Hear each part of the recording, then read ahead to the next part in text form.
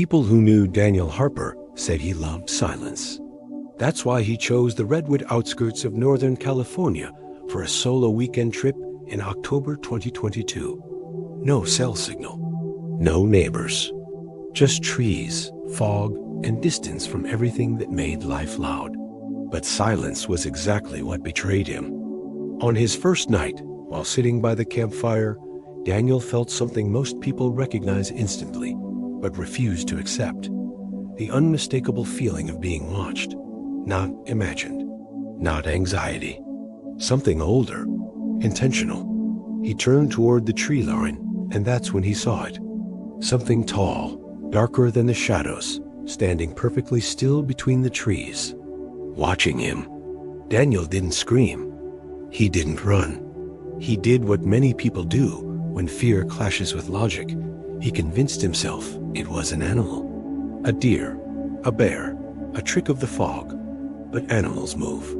This thing didn't. It stood upright. Too upright. Its shape was long arms, hanging lower than human proportions. Shoulders bent forward unnaturally. No eyes were visible, yet Daniel knew it was staring directly at him. When he stepped closer, the thing stepped back into the trees, vanishing without sound. That should have been the end of it, but it wasn't. That night, Daniel couldn't sleep. Every time the wind passed through the forest, it sounded like breathing, heavy, patient. Around 2:40 a.m., he heard footsteps circling his tent.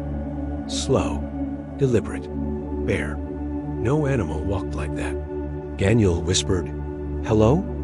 The footsteps stopped. Then, from just beyond the thin tent wall, something whispered back, "I see you." The voice didn't echo. It didn't belong to the forest. It belonged to something that understood language. By morning, Daniel wanted only one thing, to leave.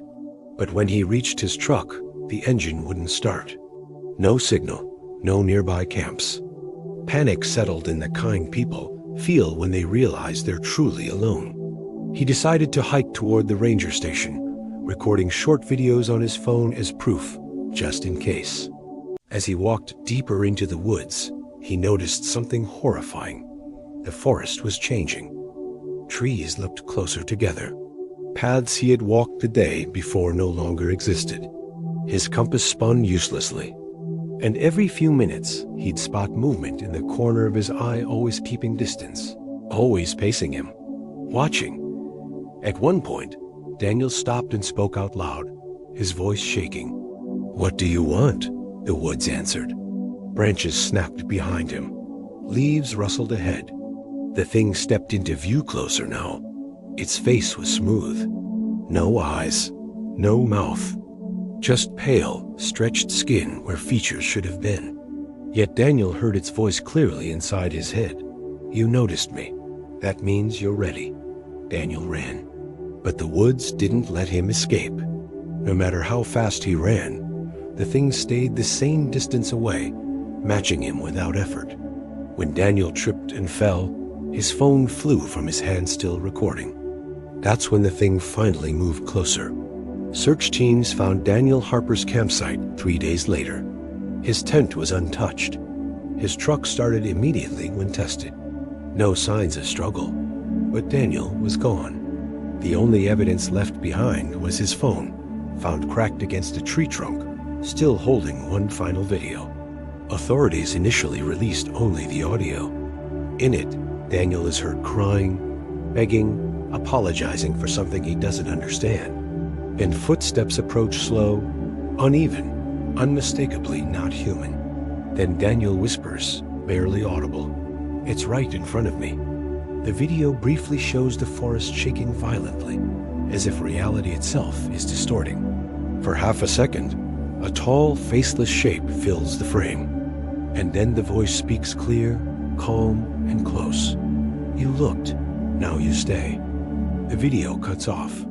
Locals say the woods where Daniel vanished are avoided now. Hikers report the same feeling he described, the sense of being watched. Some claim they see a tall shape standing between trees, motionless, waiting. Rangers warn people not to wander off trails. But warnings don't stop curiosity. And according to the last line in Daniel Harper's video metadata added after the recording supposedly ended, something is still using his phone. If you want to listen more real horror stories like this, please like, share, and subscribe. Your support inspires us to collect more real stories and bring them to you.